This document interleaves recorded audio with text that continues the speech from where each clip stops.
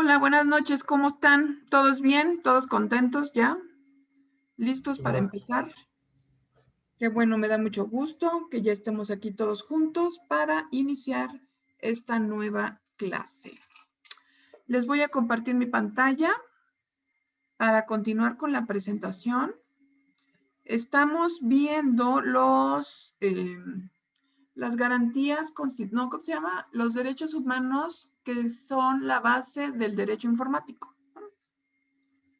O podríamos llamarlo también la base constitucional del derecho informático. Muy bien. Entonces, bueno, después del análisis tan exhaustivo que hicimos del artículo 6º constitucional, la verdad es que sí me alargué un poquito, ¿eh? Ese artículo lo debimos haber analizado en menos clases, pero a mí me parece muy importante, por eso siempre me tardo un poquito más. Entonces vamos a tratar de estos artículos que nos restan, ya no tardarnos tanto. Bueno, yo soy la que se tardó mucho porque lo analizo muy exhaustivamente, pero vamos a tratar de irnos más rápido con estos que faltan, que son el 8, 16 y 28, ¿no? Para tener todos los artículos analizados de la base constitucional del derecho informático. Bueno, entonces el artículo 8º constitucional, que es el que seguiría del sexto, ¿no? Bueno, del primero y del sexto. El 8º hace referencia al derecho de petición. Dice, si quieren, ¿quién me ayuda a leerlo? Yo, si quiere yo lo leo. A ver, Joshua. Sí, profesora. Los funcionarios y empleados públicos respetarán el ejercicio del derecho de petición, siempre que éste se formule por escrito, de manera Ajá. pacífica y respetuosa. Pero en materia política solo podrán hacer uso de ese derecho los ciudadanos de la República. A toda petición deberá recaer un acuerdo escrito de la autoridad a quien se haya dirigido, lo cual... Competente. Ahí decía, creo que ustedes no lo ven, competente, no. No, profesora. A toda petición deberá recaer un acuerdo escrito de la autoridad. Ah, no, pensé que era autoridad competente. No, perdón. Ajá. De la autoridad a quien se haya dirigido, la cual Ajá. tiene obligación de hacerlo conocer en breve término al peticionario. Ok, muy bien. Muchas gracias, Josh. Entonces, ¿qué significa el derecho de petición? O sea, de la lectura de este artículo, ¿a qué les suena el derecho de petición? A ver, Joshua.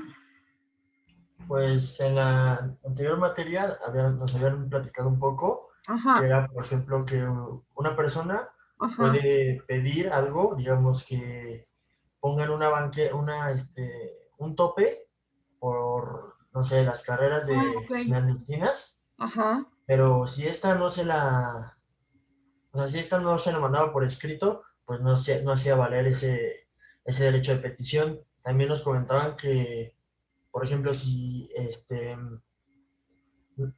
a esta petición no le daban una respuesta, Ajá. se decía o sea, que sí aceptaba, que sí aceptaba.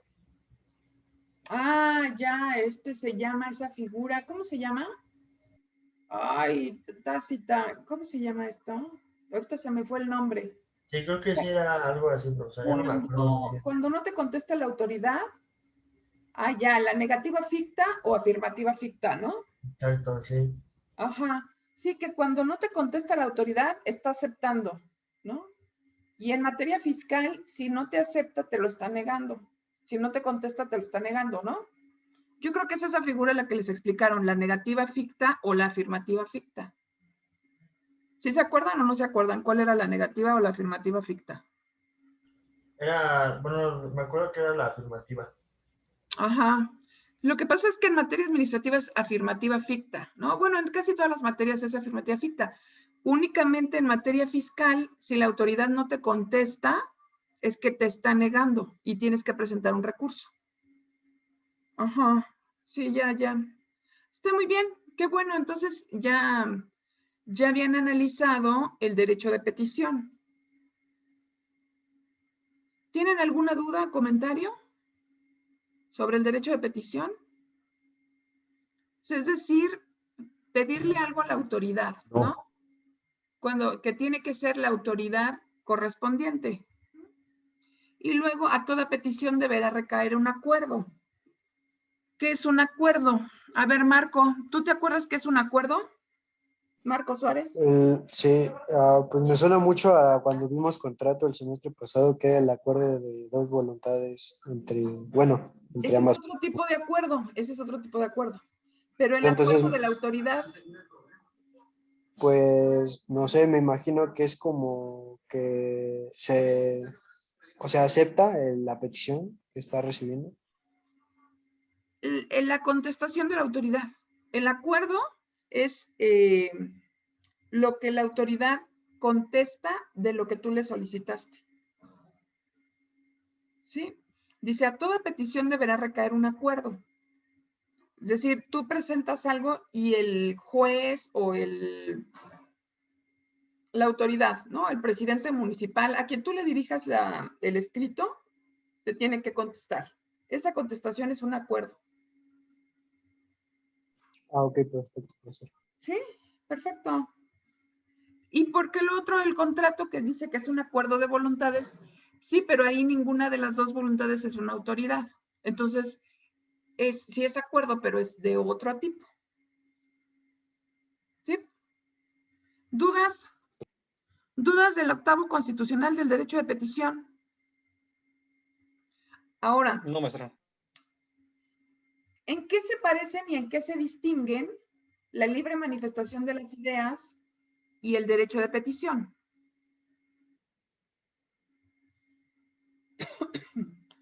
Pues el derecho de petición aquí especifica que tiene que ser de manera escrita, ¿no? Y de manera, ¿Y la libre manifestación de las ideas? No necesariamente. Bueno, pero vamos a suponer, lo que pasa es que uno complementa al otro, ¿eh? O sea, la libre manifestación de las ideas se complementa con el acceso a la información porque tú puedes solicitar información a la autoridad y debe de ser por escrito, de manera pacífica y respetuosa, ¿sí? Hagan de cuenta que son dos derechos que van caminando de manera paralela, ¿no?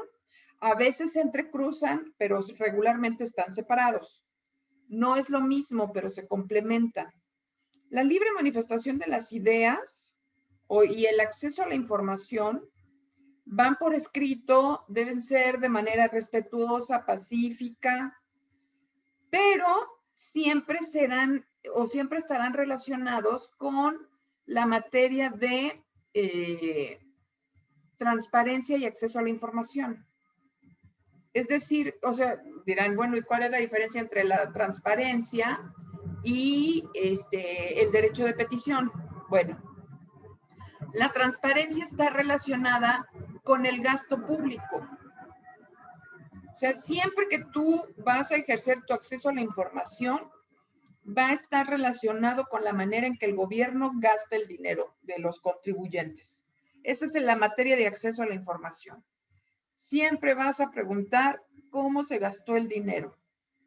En cambio, en el derecho de petición, no necesariamente. O sea, tú le puedes pedir a la autoridad que abra una calle, que arregle un bache, que abra un hospital, que haga, o sea, ¿cómo les diré? Es como para solicitar algo a futuro. Quieres pedir algo. Y en el otro es cómo ya lo gastó. En el acceso a la información, siempre va a estar relacionado en cómo se gastó el presupuesto. Y en el octavo constitucional va a ser algo que le vas a pedir a la autoridad. Es decir, que tú quieres que el presupuesto se gaste en este sentido. Yo quiero que me pongan un tope porque hay una escuela y los carros pasan muy rápido, ¿no? O sea, le pides a la autoridad algo. Y en el otro le preguntas cómo lo gastó. Entonces, les digo que para que tú te puedas dirigir a la autoridad, lo tienes que hacer de manera pacífica, respetuosa, por escrito, es decir, siguiendo el procedimiento que marca el artículo 8º constitucional. ¿Me expliqué o los confundí? La verdad, aunque me duela. No, eso se explicó bien, profesora. Sí, ¿verdad? Sí, no está tan... Sí se puede llegar a Sí, confundir. todo bien. ¿Mandé? Todo bien. Sí, ¿verdad? Qué bueno, porque les digo que en ocasiones se puede llegar a confundir cuándo es el acceso a la información y cuándo es el derecho de petición. Héctor Sosa Mercado. Ay, ¿qué crees? ¿Dónde está Héctor? Aquí estás. Oye, ¿qué crees? Yo soy María Angélica Grimaldo Mercado. A lo mejor somos parientes. A lo mejor ya tienes 10. Ay, sí. Sí, tal vez. ¿Qué pasó, Héctor? ¿Sí me escuchó? Sí. Solo quería comentar que, por ejemplo, a lo mejor por desconocimiento, las personas, bueno, sí hacen su escrito o por vía legal o se comunican, por ejemplo, no sé, con las alcaldías o las presidencias municipales, pero se ven desesperados porque no atienden sus peticiones y entonces bajo el artículo 6 van a la libre manifestación de sus... Al revés. Acuérdate ¿Ves? que el 6 es el de acceso a la información y el 8 es el el derecho de petición. Entonces sí. Tú dices, empiezan con el derecho de petición y luego se pueden ir al acceso a la información, o sea, preguntas a través de transparencia cómo se gastó ese recurso, ¿no? Ok, Y, no, más bien que, por ejemplo, ellos ingresan su petición de forma pacífica y tranquila, no les hacen caso y después ya se manifiestan, aunque también puede ser de forma pacífica, pero supongo que también se puede dar el caso, ¿no? ok. Ajá, ya entiendo. O sea, tú estás interpretando libre manifestación como el derecho a manifestarse. Sí. No, no necesariamente. La libre manifestación de las ideas es con relación a que, o sea, miren, a lo mejor no lo aclaré.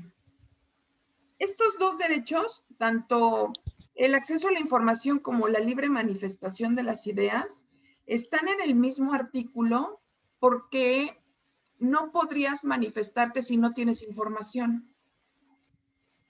O sea, para que tú puedas dar una opinión sobre algo, necesitas saber. ¿Y cómo vas a saber? Pues accediendo a la información. O sea, la libre manifestación de las ideas es cuando tú tienes como conocimiento de cómo se gastó el erario público, cómo se gastaron, por ejemplo, hablábamos de la Casa Peña Nieto, ¿no? ¿Cómo se ejerció? Le daban a ese proveedor, le dieron tantos contratos y en agradecimiento los dejaba vivir en esa casa. O sea, tú tienes que saber cómo se gasta, quiénes son los proveedores, cuánto se les otorga para los contratos, ¿no? Para que tú puedas manifestar libremente tus ideas. Pero esa manifestación que tú dices de salir a la calle y gritar, no es la misma manifestación o no siempre es la misma manifestación que cuando tú opinas sobre algo. En realidad, el artículo 6º constitucional, el derecho de acceso a la información y la libre manifestación de las ideas, está más relacionado con que tú pidas información y que se te dé y tú puedas dar una opinión. No que Más hacia opinar, ¿no? Salgas a la calle hacia y te opinar o manifestarse de un plantón o de Ándale, una manifestación como tal. Sí, no, lo puedes hacer y estás ejerciendo también ese derecho. Pero antes tiene unos filtros, podríamos llamarlo, o va por etapas, ¿no? O sea, primero puedes opinar de lo que se gastó y ya mucho después, si no encuentras eco en lo que tú dices, entonces ya te manifiestas en la calle, ¿no? Ya haces una manifestación. Pero para que llegues a eso, pues es porque la autoridad de plano no te hizo caso, ¿no? Como ocurre. O sea, cuando la gente sale a la calle a manifestarse, es porque la autoridad no resuelve, no funciona. Entonces ya tienes que rebasar el derecho de los demás para que escuchen tu derecho. Sí, claro. O sea, tienes que detener el libre tránsito, que es el 11 constitucional. O sea, tienes que pasar por el derecho de los otros para que la autoridad voltee a verte. Pero eso ya es una acción violenta, ¿no? Antes tuvo que pasar otras cosas, o sea, tú ya te manifestaste de otra manera antes de llegar a eso. O sea, ¿a qué voy? A que no confundan rebasar un derecho para que te, para ejercerlo. En realidad, antes debiste haberlo ejercido. O sea, tú preguntas a la autoridad en qué se gastó, en qué esto, y tú puedes llevar a cabo, pues, no sé, solicitar una auditoría, meterlos a la cárcel como ciudadano, organizarte. O sea, hay muchas otro tipo de manifestaciones antes de llegar a hacer un plantón. ¿Me explico o no me explico? Ustedes díganme. Sí, ya lo Ajá. visualicé más como el acto de pensar, ¿no? Como la libre manifestación de las La ideas, forma de exactamente, opinar, ¿no? es tener la información para que tú puedas opinar. Exacto. No necesariamente hacer un plantón, porque cuando ya haces un plantón, o sea, pasas por encima de los derechos de los demás. Es como Como ya hoy, lo maestra, último que tuviste que hacer para que la autoridad volteara a verte, ¿no? Mira, por ejemplo, hoy hubo una marcha en Insurgentes. ándale, pero miren, vamos a suponer, no tienen agua en su casa, ¿no? O no tengo agua en mi casa. Entonces yo voy a la delegación o a la alcaldía y pregunto, primero le pregunto a la autoridad, ¿por qué no tenemos agua? Y la autoridad me contesta que sí hay agua, que seguramente pues ha de ser un provisional, pero que el agua corre perfectamente en la delegación. Pero yo veo que mi calle y la de enfrente y la otra y para allá y todo, y nadie tenemos agua, pero el delegado me dice que sí hay agua, ¿no? Entonces voy a las oficinas de Conagua y la Conagua me dice que está llegando normal la carga de agua a mi delegación. Entonces yo ya agoté varias instancias y no tengo agua. Entonces, ¿qué nos queda? Si la autoridad nos miente, si no nos dicen la verdad, si nos ocultan la información, pues a lo mejor, digo, después de 2 meses, un mes sin agua, pues obviamente vamos a ir a la calle a manifestarnos, ¿no? Es que eso ya es un exceso. Ya es un exceso, que no tengas un mes agua, pues ¿qué está pasando? Es que yo creo que Pero ya inclusive ya no, días. pero en realidad no deberíamos de llegar a ese punto. La autoridad, para eso están los derechos. Yo tengo un Antes, dato curioso ahorita que me uh-huh, sucedió. uh-huh. No sé si tengamos un poco de tiempo. Sí, Um, yo tengo una enfermedad crónica. ajá, Entonces, cuando no me dan mis medicamentos en el IMSS, yo siempre me apoyaba de la CNDH. ah, Muchos opinan que nos sirve para muchas cosas, ¿no? Pero a mí en los sexenios pasados sí me han apoyado. ajá, Y pues inclusive ya hasta en el IMSS me tenían miedo, ¿no? De que yo pusiera una queja porque no sé en qué aspecto les afectara, pero al parecer les afectaba que tuvieran ellos una queja ante la con la gente. CNDH. Uh-huh, Bueno, llegó el gobierno de este señor, de uh-huh, AMLO, y uh-huh. bueno, ya al parecer ya se tiene instrucciones que las quejas ya las hagan perdedizas, que ya no importen.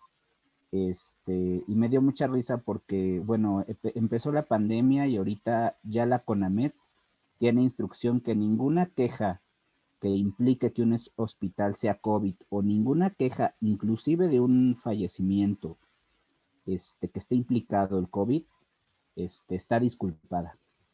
O sea, se puede haber muerto alguien, no sé, por apendicitis, Ajá. pero el hospital era COVID, está disculpado el médico. No hay ningún problema por Ah, la ok. situación de COVID. Ajá. Entonces, a mí se me hace que no es la forma más correcta porque deben de tener un plan de acción para esas situaciones. En fin, el caso es que me llega una carta de una queja que puse hace un año. de que el visitador de la CNDH resolvió mi queja y no sé qué, bla, bla, bla. Cuando yo fui a hablar con los directores del hospital que me tocaba, yo lo resolví, tuvimos que llegar a un acuerdo y el visitador se puso la medallita de que él que lo resolvió. Y eso fue en mayo, ¿no? Lo puse en marzo, fue en mayo del año pasado. Recuerdo que me hizo una llamada por ahí de junio. Esta carta está firmada por septiembre y me llega ahorita.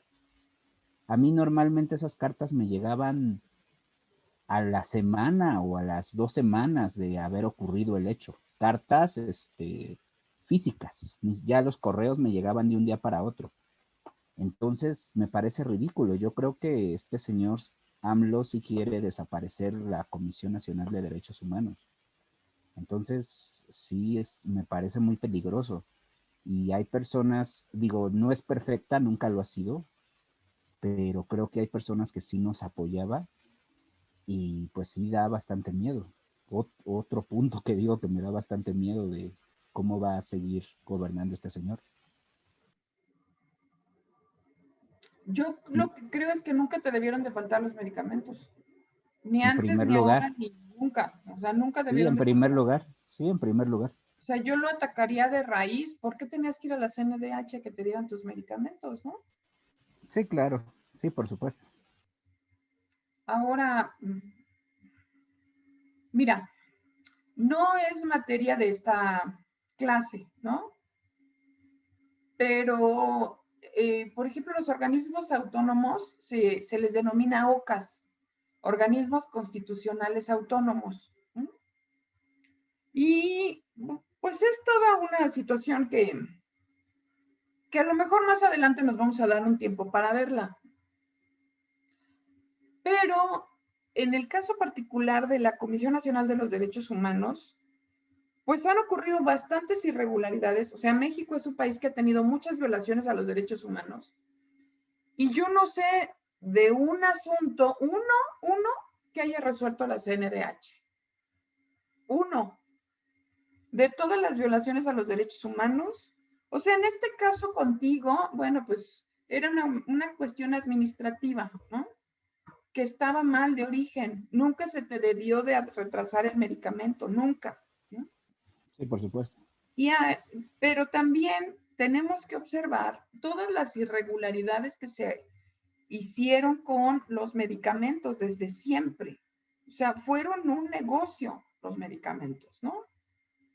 Y los vendían al precio que querían, los entregaban cuando querían. Bueno, tú nos estás diciendo, ¿no? O sea, la violación a tus derechos humanos, tener una violación que la Comisión Nacional de los Derechos Humanos resolvía, ¿no?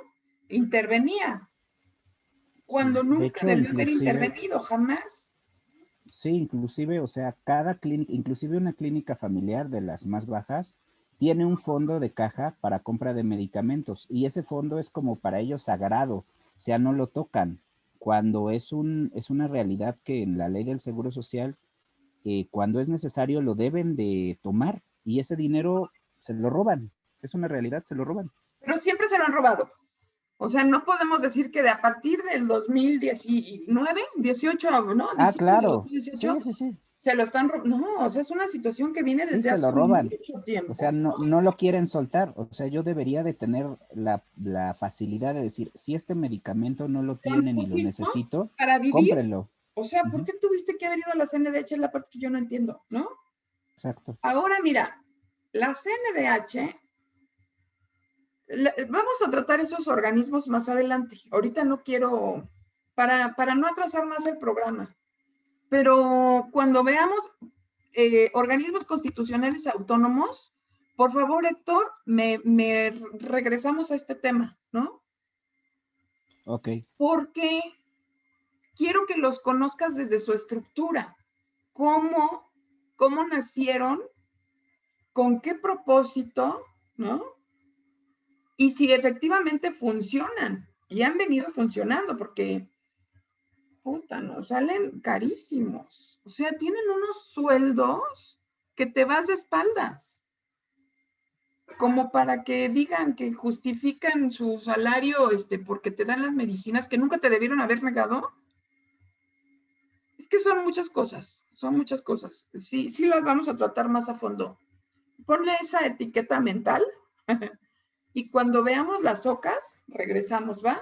A analizar pero cuando conozcas su estructura, cómo nacen, cómo lo establece la Constitución y cómo las han utilizado, para qué fines.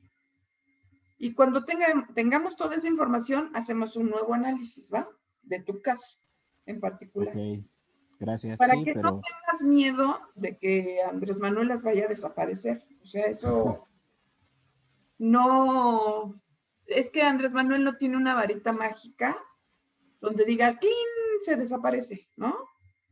O sea, simplemente no sé si están enterados de la Auditoría Superior de la Federación, cómo sí, entregó también la quiere desaparecer. con las patas. Oye, pero es que, a ver, Héctor, o sea, no cobran 10 pesos y no tienen, o sea, la Auditoría Superior de la Federación se supone que debe ser auditorías perfectas. Hizo una porquería y, o sea, haz de cuenta, Héctor, que tú pagas por un servicio de 1,000,000 y te dan un servicio de 100 pesos, ¿no? O sea, no puede ser. Hay muchas cosas mal en el camino, ¿no? Pero las vamos a analizar más adelante. Vamos a salir de la base constitucional y porque si no nos vamos a ir atrasando más. ¿Dudas de alguien más? ¿Comentarios? ¿Nadie? Entonces ya vimos el Joshua. Profesora, solo una super duda que en el anterior semestre no pude resolver. Es que, perdón, es que estaba pasando un avión. ¿A qué le llamamos breve término? Anteriormente estaba investigando, pero muchas fuentes decían, 3 o sea, meses. no daban un dato en concreto. Ajá. Hay una jurisprudencia. Son 3 meses. 3 meses para que te conteste la autoridad. Si en 3 meses no te contesta, entonces te amparas. Ok, profesora, muchas gracias. Es una jurisprudencia, son 3 meses. ¿Alguien más? ¿Alguna otra duda? ¿Ya nadie? Bueno, entonces nos pasamos al artículo 16 constitucional. ¿Quién lo lee, por favor? ¿Quién yo, profesora? Marco. Gracias. Toda persona tiene derecho a la protección de sus datos personales, al acceso, rectificación y cancelación de los mismos, así como a manifestar su oposición en los términos que fije la ley, la cual establecerá los supuestos de excepción a los principios que rijan el tratamiento de datos por razones de seguridad nacional, disposiciones de orden público, seguridad y salud pública o para proteger los derechos de terceros. Muy bien, muchas gracias. Ok. Entonces, miren, dice, toda persona tiene derecho a la protección de sus datos personales. A ver si acá puse los datos personales. Los derechos, o sea, dice acceso, rectificación, cancelación y así como la oposición. A esto se le llama los derechos ARCO. Ajá. Estos derechos ARCO los contienen todos los avisos de privacidad. Estos derechos que establece aquí, toda persona tiene derecho a la protección de sus datos personales, acceso a rectificación, cancelación y oposición de los mismos. Ok. Esto se integra en el aviso de privacidad que todos los particulares y las autoridades que manejan información relativa a datos personales están obligados a proteger. Entonces, acceso, rectificación, cancelación y oposición, ¿no? Las siglas conforman lo que se ha denominado los derechos ARCO. Ahora, estos, como les he mencionado, están contenidos en el aviso de privacidad. Todas las personas que manejen datos personales deben integrarlos en una base de datos. Por eso es tan importante que ustedes los conozcan. Todas las bases de datos deben tener una persona responsable. Yo me imagino que en el caso de ustedes, varios se van a dedicar, si no es que todos, pero bueno, un 80% va a ser persona responsable de una base de datos. De alguna forma va a tener una base de datos a su cargo. Entonces, es importante que sepan que por ley están obligados a realizar el aviso de privacidad. ¿Qué es el aviso de privacidad? Es la forma en que la persona que resguarda los datos de los particulares les explica de qué manera pueden acceder, rectificar, cancelar u oponerse a los datos personales que contienen en esa base. Es decir, ustedes van a estar obligados por ley a decirle a la gente de la que ustedes tienen la base de datos de qué manera pueden acceder a su información, rectificarla, cancelarla o oponerse a que se la den a terceros. Eso es el aviso de privacidad, en pocas palabras. El aviso de privacidad es ¿qué voy a hacer con tus datos personales? Ahora, ¿de qué manera puedo yo solicitar o para qué puedo solicitar acceder a una base de datos? O rectificarla, o cancelarlo, o cancelar mis datos, o oponerme a que se los den a terceros. ¿En qué circunstancias se les ocurren? Miren, les puedo dar un ejemplo. Vamos a suponer que ustedes tienen una tienda en línea, ¿sí? Y yo les compro, hagan de cuenta, no sé, una tienda de artículos deportivos. Entonces, yo compro unos tenis. Y pasa un año y me gustan tanto que quiero comprar unos igual. Pero durante ese año yo cambié de domicilio, ¿sí? O sea, cualquiera puede tener un cambio, ¿no? Entonces, yo veo el aviso de privacidad que tienen en su página y ahí debe de venir la manera en que yo puedo acceder a su base de datos. Entonces, igualmente viene quién es el responsable de la base de datos. Entonces, yo abro el aviso de privacidad y busco a la persona responsable y la forma en que tengo manera de acceder a la base de datos a través de él, ¿no? O de ella. Entonces, le escribo a su correo electrónico, que seguramente va a ser la manera en cómo puedo acceder a la base de datos. Le explico quién soy y para qué quiero esa información. Le voy a decir, oye, fíjate que hace un año me compré unos tenis, no sé, con cristales Swarovski, que no he encontrado en ningún otro lado, pero pues que ya me los acabé. Entonces, por favor, pero cambié de domicilio, entonces déjame ver si puse mi domicilio anterior o el nuevo donde ahora ya resido. Entonces, ustedes que son los responsables de la base de datos, me van a pedir, bueno, a lo mejor que acredite que yo soy la persona que adquirió esos tenis, ¿no? ¿Qué me van a pedir? Pues seguramente mi pasaporte o mi credencial para votar, ¿no? O sea, una identificación oficial. Me van a decir, muy bien, pues mándame tu identificación y yo veo qué dirección tienes, ¿no? Entonces, si me dices, sí, fíjate que sí eres tú, sí, efectivamente aquí está tu información de que compraste esos tenis, pero tienes el domicilio de, pues no sé, ¿de dónde les gusta? De Tepito, ¿no? Vivías en la colonia Tepito. Bueno, pues muchas gracias. Mira, por favor, rectifica esa información porque ahora vivo en La Bondojito, ¿no? Entonces, cambia, entonces, ya el responsable de la base de datos va a rectificar o va a, no sé, a lo mejor mi domicilio es muy sencillo porque pues yo lo voy a poner al momento de hacer una nueva compra. Pero vamos a suponer que en vez de unos tenis, me compré un vestido, ¿no? Y en un año ya subí de peso. Entonces, no sé, rectifica tu base de datos. Les estoy poniendo ejemplos muy simples, ¿eh? Que bueno, a lo mejor en la vida cotidiana pueden resultar ser más complejos, pero bueno, para ponerles aquí el ejemplo, les digo, bueno, entonces rectifica tal información que guardaste en la base de datos de mí, pero que ahora ya se actualizó, ya es diferente. Entonces, el responsable de la base de datos, pues va a actualizar la información y esa es la rectificación, ¿no? Los derechos, el derecho de rectificación. Ahora, miren, por ley, no pueden cancelar a una persona de una base de datos.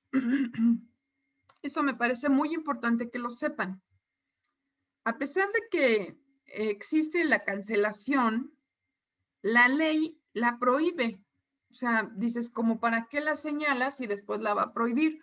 Pues así es la ley, yo no la redacté.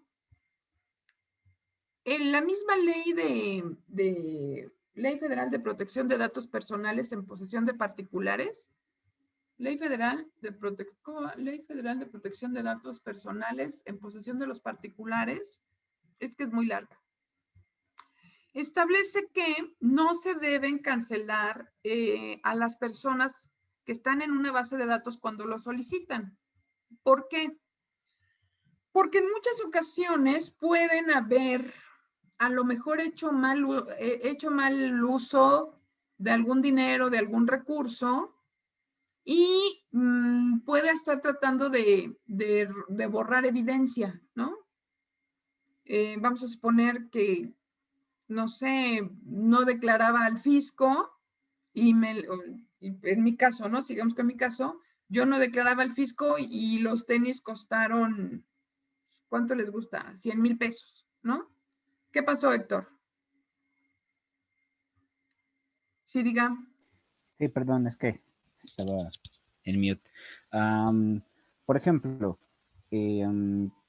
entonces, ¿qué sucede con las bases de datos?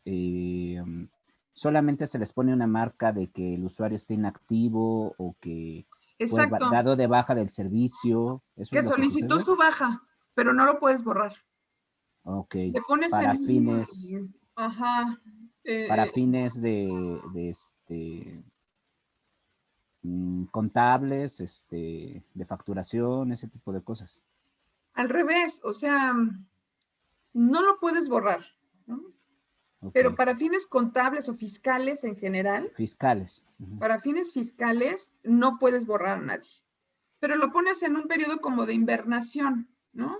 Si él te solicita, oye, bórrame de tu base de datos, le dices que no lo puedes borrar, pero que lo vas a poner en hibernación. Ok, Entonces, está, pero no está.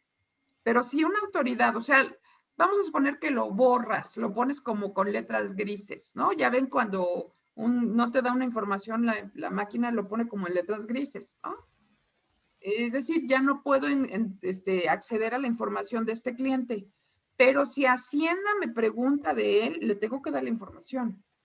O sea, si tú borras a esa persona y cometió un fraude o algo fiscal y tú la borraste de la base de datos, te conviertes inmediatamente en su cómplice y te vas a la cárcel con él por andarle borrando su información. ok. O sea, lo pones en un periodo de hibernación, no está, pero si a una autoridad te pide información sobre esa persona y qué gastó, tú se la tienes que dar. Entonces no lo puedes borrar. Ok. Y por ejemplo, se vuelven cómplices bueno, yo tengo un caso en particular. Ujú. Cuando, por ejemplo, Nextel compró bueno, no al revés, fue AT&T, no, pues sí, no, sí fue Nextel. Nextel primero compró a Usacell. Ujú. Ujú. Compró a Usacell y se quedó con toda su base de datos. Ajá. Yo en algún tiempo trabajé en Usacell, Ujú. en su soporte técnico y ya me salí de trabajar. Fue muy poco tiempo. Ujú. Y ya cuando se convirtió, AT&T compró a Usacell, digo, a Nextel más bien.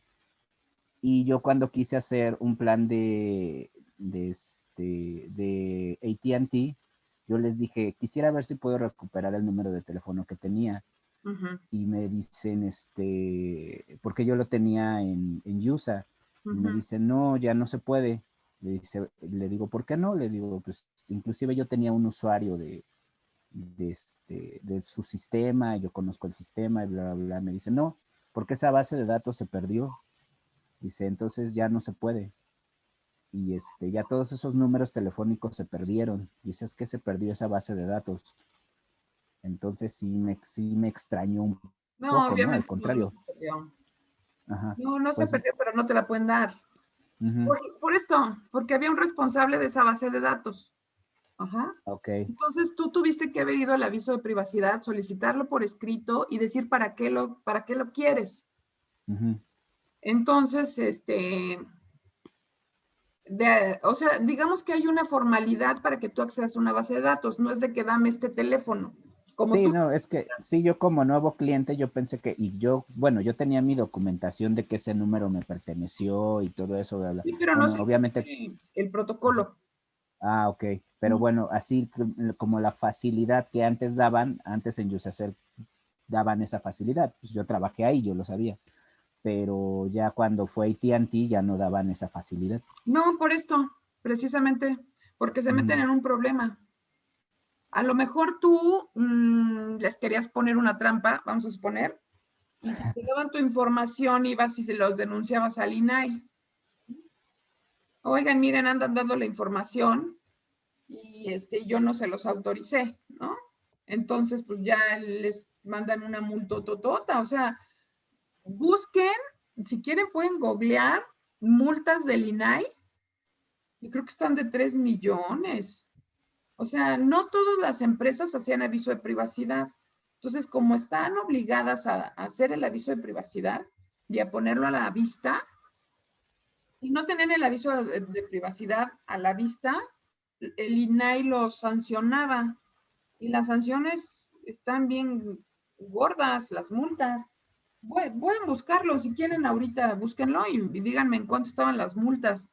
Pónganles multas, no sé si ya era INAI o IFAI, pero multas del INAI.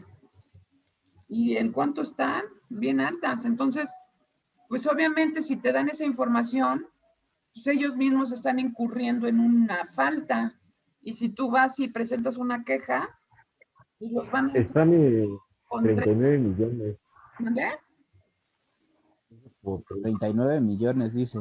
¿Ya viste? Es una millones lana. 324 mil mucho. pesos. Sí, no, pues no, o sea, Se va a la quiebra la empresa. exacto. Si se ponen a dar la información de sus bases de datos, pues incurren en falta. Y Ya ahora, te dieron tu... otra cosa, profesora. ¿No se supone que igual por leyes fiscales, a los 10 años una deuda se vuelve incobrable y ya no debería de aparecer en los registros de un banco, por Depende, ejemplo? depende. No, no, no, no. Y, Ajá. ajá, y luego el buró de crédito, dependiendo del monto de, no sé, de cierta deuda, hay deudas pequeñas, creo que menores de 5,000 pesos, Ajá. que a los 7 años deben de desaparecer del buró. Ajá. Siguen, o sea, ya no son detectables, pero siguen en la base de datos. Mira, es que me preguntaste dos cosas. La información fiscal, ¿no? Que a los 10 años Sí. prescribe el delito, siempre y cuando no se haya iniciado un procedimiento. Ok. Si la autoridad te inicia un procedimiento y le ha dado continuidad, no prescribe a los 10 años, porque ya se inició. Es solamente que nunca te hubieran requerido, nunca te hubieran auditado, nunca te hubieran pedido nada y pasan 10 años, pues ya, bye. Pero si se inició un procedimiento, no prescribe. Primero. Luego, ¿cuál fue la otra pregunta? Es del buró de crédito. Ah, el buró de crédito. Mira, yo te voy a hablar de mi caso, que es el que más conozco, ¿no? Yo estoy en el buró de crédito desde que pedí mi primer tarjeta, todos, o sea, desde que tú pides tu primer tarjeta o tu primer crédito, estás en el buró de crédito. Sí, claro. Todos. Ya sea positivo o negativo. Ah, bueno, entonces mira, yo hice un procedimiento para que a mí una vez al año el buró de crédito me informe de cuál es mi situación, ¿no? Y te pone una palomita o un tache, una palomita verde o un tache rojo, ¿no? Entonces, yo me he metido a buscarme en el buró de crédito y ahí estoy registrada desde creo que desde el 2000 o 2001, saqué mi primer crédito para un coche. Hace 20 años, ¿no? Y tengo todo lo que he hecho, todos los créditos que he pagado. Una vez, por ejemplo, tuve que vender un coche para pagar una tarjeta y la cancelé. Eso fue, pues hace como 15 años, yo creo. Y también esa tarjeta que cancelé está en el buró de crédito. O sea, yo me acuerdo porque imagínense cuánto debía la pinche tarjeta, como que tuve que vender un carro para pagarla, ¿no? Entonces, viene esa cancelación, era de la tarjeta Banamex, la recuerdo perfecto por todo lo que pasó con esa tarjeta, ¿no? Y bueno, y ahorita tengo créditos también, o sea, todo, y cuando me aparece el récord, cuando me he metido a buscarme el buró, o sea, está todo lo que he pagado, cuánto debo, las tarjetas que he cancelado, porque he sacado tarjetas y luego las cancelo, ¿no? Y, o sea, a lo que voy, es que es una falacia eso de que el buró te borra, ¿eh? O no sé, yo no tengo idea. Supongo que, como todo en México, si tú sabes quién te puede borrar de la base de datos y le das dinero, supongo que te borrará, pero así como yo veo mi récord, no veo cómo me puedan borrar, porque ahí estoy, o sea, todo lo que he pagado, las tarjetas que he cancelado y lo que debo ahorita está en el buró de crédito. A mí sí me ha pasado, pero sí tuvieron que pasar los 7 ¿Te años. borran del buró de crédito? Sí, sí te borran, pero tiene que ser una cantidad muy baja. O sea, si debes, no sé, 100,000 pesos, 200,000 pesos, pues obviamente no te van a borrar. De hecho, tengo un conocido que tenía créditos por 500,000, 200,000 con Banamex precisamente. Ajá. Y cuando ya se iba a cumplir el lapso para que lo borraran, Ajá. Banamex le depositaba $1 y otra vez se volvía a correr el tiempo, porque ese tiempo se cuenta desde el último movimiento en la cuenta. ¿Y Banamex iba y le ponía el dinero? $1. No, un ni peso. idea, la verdad. Yo, o sea, te puedo hablar de mí, porque te digo que cada año, más o menos por marzo o abril, el buró de crédito me manda mi información. Y ahí sale todo, ¿eh? Sí. Y todo estoy yo con mi CURP, no sé si con mi CURP, a lo mejor con mi RFC. Con mi RFC estoy registrada en el buró. Y ahí viene todo lo que soy y lo que tengo y lo que he pedido y lo que he pagado, todo. Entonces, si tú dices que te borran del buró de crédito, pues te creo, ¿no? Pero a mí no me han borrado nada, ¿eh? ¿Qué pasó, Milton?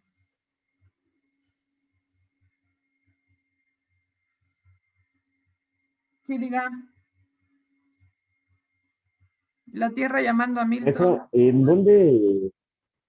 Sí, perdón. ¿En dónde podemos checarlo del buró? Porque yo, bueno, incluso una vez me ofrecieron sacar un crédito, no creo para qué, creo que era de American Express, y Ajá. me dijeron que no tenía nada, que estaba en cero, y pues ni me la dieron ni nada, y hasta la fecha no sé qué, o sea, bueno, lo dejé pasar y ahorita que estamos volviendo a platicar de esto, pues Ajá. me surge la duda, ¿en dónde de eso o quién le manda eso? Porque a mí ya no me la dieron, no me dieron tarjeta de crédito ni Ah, nada, pero no te ni lo he dijeron por qué. intentado, pero Pero tú puedes consultarlo. que Métete a porque no Google. cumplía, no sacaba la calificación. No, mira, métete a Google y Ok, pones buró de crédito. Consulta buró de crédito. A ver quién está en esto. ok. Ah, Héctor, mira, ahí está. Ya te subieron la liga. Es esa página. Ajá. Y tú metes tu información. Me parece que te van a pedir tu RFC o tu CURP. Una de las dos te piden, o las dos, ¿no? Te van a pedir esa información y tienes derecho a que una vez al año te diga cómo estás en el buró de crédito. Sí, gratis. Las demás te cuesta como 150. Si tú quieres más información así no sé para qué fin, pero que tú la puedas querer, te va a cobrar. Pero una vez al año tienes derecho a que te diga el buró de crédito cómo estás. Por ejemplo, que si tú dices, ay, yo pedí una tarjeta y no me la dieron y no sé por qué, te va a salir ahí, ¿por qué no te la dieron? ¿Mm? Sí, pero yo les digo por mí que lo sé. Sí, gracias. Sí, a ti. Por mí que lo sé, yo me meto a investigarme, pues a ver todas mis cosas que tengo en el buró. Y me aparece desde mi primer crédito que pedí para comprar un coche. O sea, les digo que eso fue en el 2001. Y ahí está todo, todas las tarjetas que he tenido, cómo las he pagado, cómo las cancelé, todo, todo, todo, todo. Hasta ahorita que yo tengo mi casa donde vivo, mi casa, su casa, es un crédito hipotecario. Entonces cada mes tengo que estar pagando al banco, ¿no? Bueno, pues hasta mi casa está ahí. O sea, todo, todo está ahí. Pero a lo mejor también, como dice Héctor, es por ¿cómo se dice? La cantidad, ¿no? Que son elevadas. Sí, el monto. Puede ser. Por el monto, yo aparezco en él. Pero yo estoy en el... O sea, es que uno dice, ay, estoy en el buró. Pues si tienes un crédito, estás en el buró. Pues ¿cómo no vas a estar? Pues ahí estás. O sea, a lo mejor se entiende de manera negativa, ¿no? Pero no, o sea, de manera positiva y negativa. Cuando tú pides un préstamo a una institución de crédito, estás en el buró. Ahí te ponen. Para bien o para mal. Y cada vez que, o sea, si yo voy bien con el pago, aparezco con una palomita verde.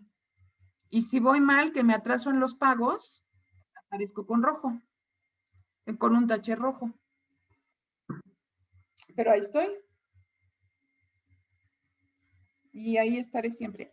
No, no es cierto, quién sabe. Bueno, entonces se entiende cuáles son los derechos ARCO, ¿no?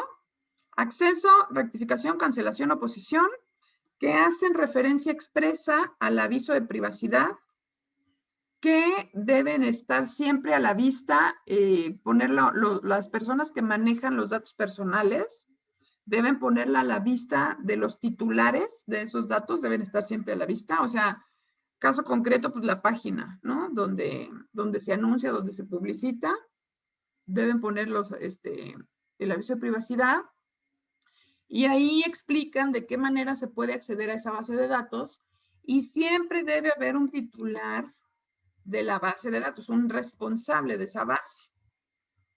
Y esa persona no, o sea, va a establecer el mecanismo, ¿no? O el protocolo mediante el cual la gente va a poder acceder a la base de datos para modificarla, para oponerse a que se las den a terceros o información, o para solicitar que los cancelen. Y cuando soliciten que los cancelen, ustedes les dicen que no los pueden cancelar, pero que los van a meter o que los van a someter a un proceso como de hibernación, pero no los van a poder cancelar. ¿Dudas? ¿Clarito? Ok, vámonos a la siguiente. Ok, hay también supuestos de excepción al tratamiento de datos personales, ¿sí? ¿En qué momento? O sea, hagan de cuenta que los datos personales son un tesoro, ¿no? O como algo valioso, son algo muy valioso, que se quedan en custodia del titular de la base de datos. Y esa persona en el aviso de privacidad establece que no se los puede dar a nadie, pero hay excepciones para esa negativa. Por ejemplo, por razones de seguridad nacional, porque contravengan disposiciones de orden público, por seguridad y salud pública o para proteger los derechos de terceros. Bajo esas excepciones, no se deben dar los datos personales. Pero si cae en uno de estos supuestos, entonces sí se deben de brindar. Por ejemplo, por razones, ¿qué es la seguridad nacional? La seguridad nacional es que la sociedad tenga las condiciones, o sea, la sociedad en conjunto, tenga las condiciones para vivir en paz, de manera colaborativa, tranquila y en paz, ¿no? Esa es la seguridad nacional, que la gente viva tranquila. Entonces, vamos a suponer que la autoridad tiene sospechas de que hay un terrorista, ¿no? Y ese terrorista compró en tu tienda en línea. Entonces, la autoridad te puede requerir por seguridad nacional que tú le digas qué compró y con qué forma de pago, cuánto gastó y dónde vive, en dónde se le entregaron los bienes que compró ese presunto terrorista, ¿no? Entonces ahí no te puedes negar a brindar esa información porque está primero la seguridad nacional que la protección de los datos personales. Es una excepción. ¿Sí queda claro? O sea, cuando una autoridad con fundamento en la seguridad nacional te solicita, pero eso sí tiene que ser una autoridad, porque no puede llegar mi vecina y decirme que por favor le dé la información de un tercero, porque ella sospecha que ese tercero es terrorista y lo quiere denunciar. No, pues a mi vecina no le puedo dar esa información. Se la tengo que dar a la autoridad, porque solamente la autoridad tiene atribuciones para pedirme ese tipo de información y yo estoy obligada a brindársela. ¿Sí? Entonces, por cuestiones de seguridad nacional, sí estoy obligada a romper ese secreto, ¿no? Esa secrecía que guardan las bases de datos. Bueno, la seguridad nacional actualmente es mucho más amplia que simplemente vivir tranquilos, ¿no? Porque ya está considerada también como materia de seguridad nacional la delincuencia, el terrorismo, las mafias, los riesgos medioambientales y fenómenos sociales. Entonces, todas estas materias también ya abarcan la seguridad nacional.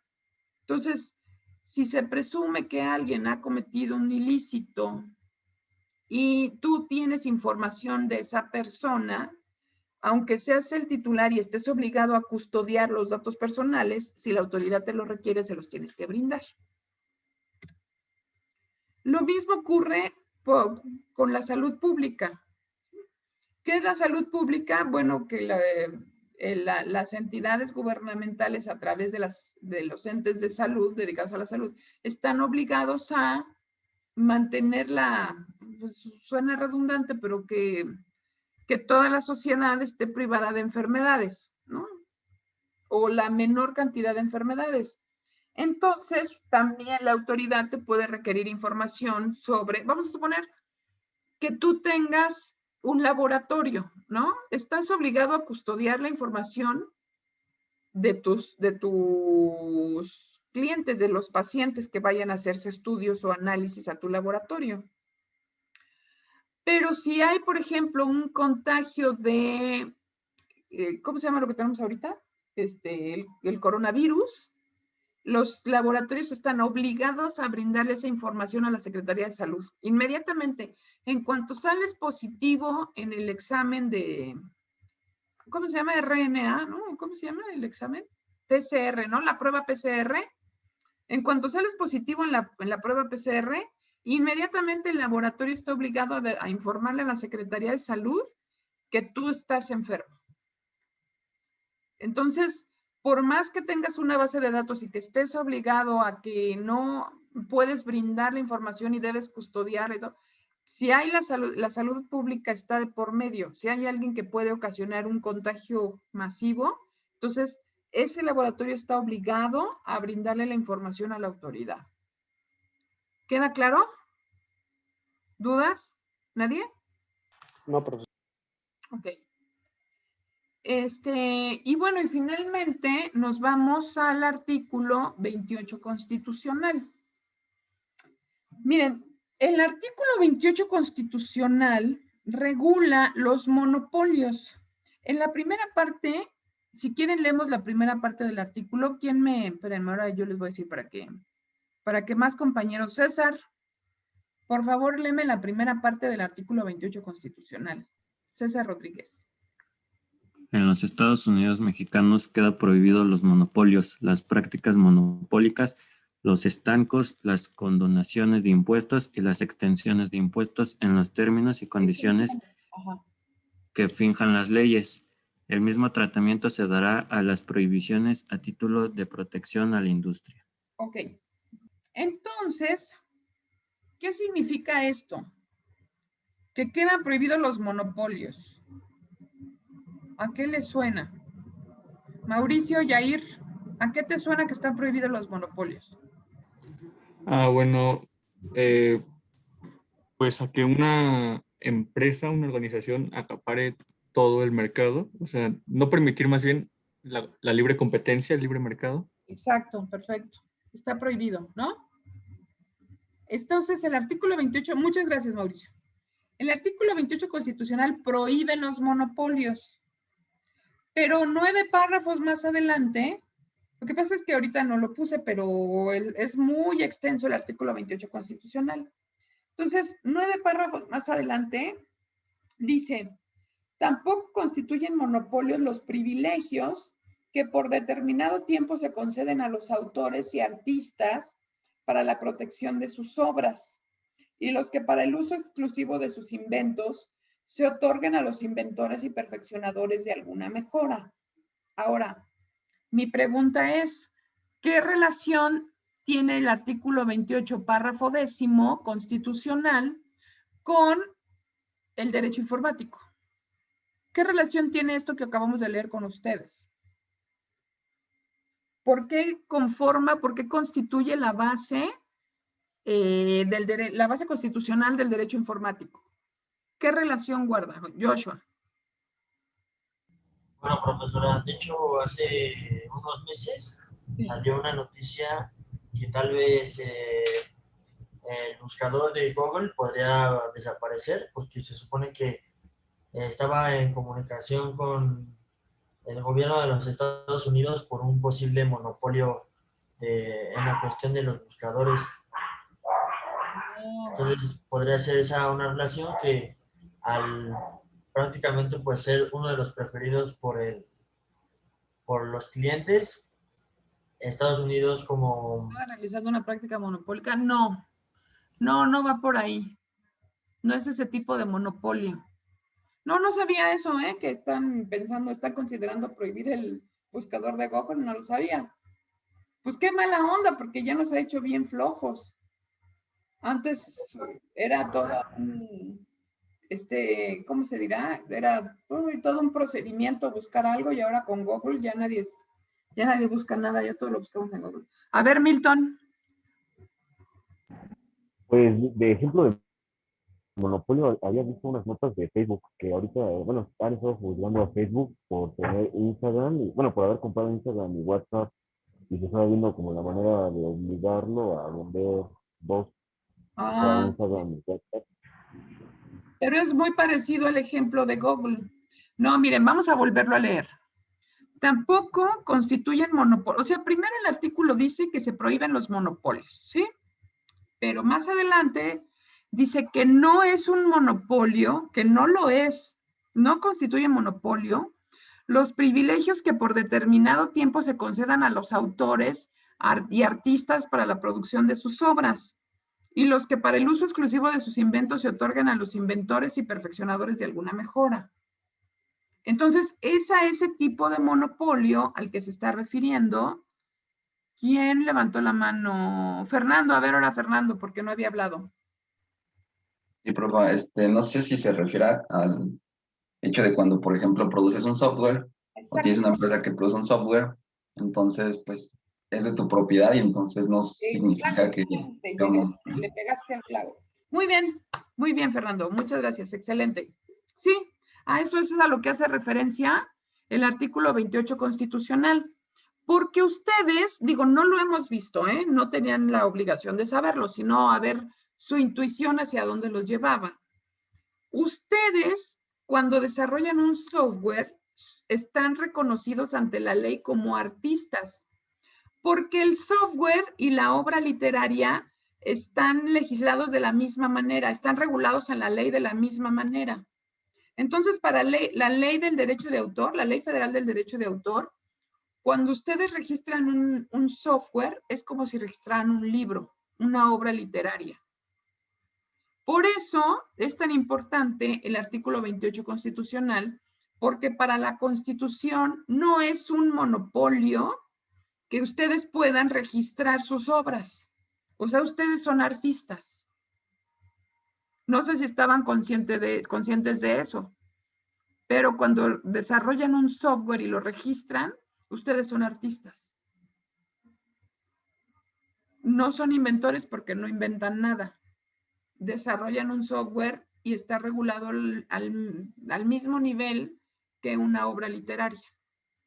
Entonces, para la ley nacional e internacional, los desarrolladores de software, los informáticos, están reconocidos como artistas. Si no lo sabían, ahora ya lo saben. ¿Sí? ¿Dudas? ¿Se entiende por qué primero la ley, la Constitución en el artículo 28 prohíbe los monopolios, pero luego dice que no es monopolio registrar una obra y lo permite? Sí. ¿Sí? ¿Sí? ¿No queda ninguna duda? ¿Por qué? Porque con esto fomenta la creatividad, la inversión. Ustedes, la propiedad intelectual es muy interesante. Ahorita todavía no es el momento de entrar de lleno a la propiedad intelectual. Es un tema que vamos a ver mucho más extensamente más adelante, pero sí es importante que sepan que la propiedad intelectual está reconocida internacionalmente como una forma válida de generar recursos, ¿no? Que abunda en muchas otras cosas, o sea, genera riqueza. Y la riqueza de los desarrolladores, de los inventores, de los artistas, trae muchos más beneficios a sus estados. ¿Por qué? Porque por un lado pagan impuestos y por otro generan nuevos empleos. O sea, cuando ustedes registran una obra y obtienen ganancias, ganamos todos, porque al vender esa obra, ustedes van a pagar impuestos que nos va a permitir tener más obra pública, ¿no? Y por otro lado generan nuevos empleos, que también eso brinda pues, riqueza para los países. O sea, la propiedad intelectual es una bendición del cielo, ¿no?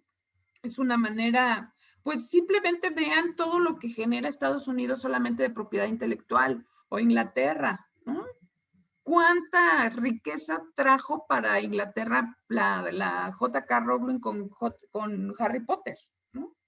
O sea, registras una obra y generas riqueza, no solamente para ti, para los tuyos, sino para tu país. Por eso, la Constitución no la reconoce como un monopolio. Al revés, la permite y la promueve. ¿Dudas? ¿Comentarios? ¿Nadie? ¿Nada? Creo que no. Bueno, ¿ha quedado claro? Que la propiedad intelectual que está regulada en ¿qué es el párrafo 10º del artículo 28 constitucional? ¿Sí? Sí. Ah, perfecto. Muchas gracias, Milton. Bueno, pues entonces aquí terminamos ya la clase de la base constitucional del derecho informático, ¿sí? Ya la siguiente clase, bueno, ya vamos a dedicarnos a otros temas, que sí me prolongué un poquito, pero valió la pena. Me gusta mucho esta introducción del derecho informático. Sale, chavos. Pues entonces, ay, déjenme ver si mi presentación. No, sí, ya aquí terminaba la presentación. Bueno, pues entonces aquí le paramos, ¿sale? Y se cuidan mucho, nos vemos el jueves. Dios mediante. Pues sí, profesora, muchas gracias. Gracias, maestra. Besito. Maestra. Cuidan. No se les olvide poner su nombre allá en la plataforma, para pasar lista. De aquí en adelante. Nos vemos, profesora. Bye, besitos. Chao. Hasta luego. Hasta luego.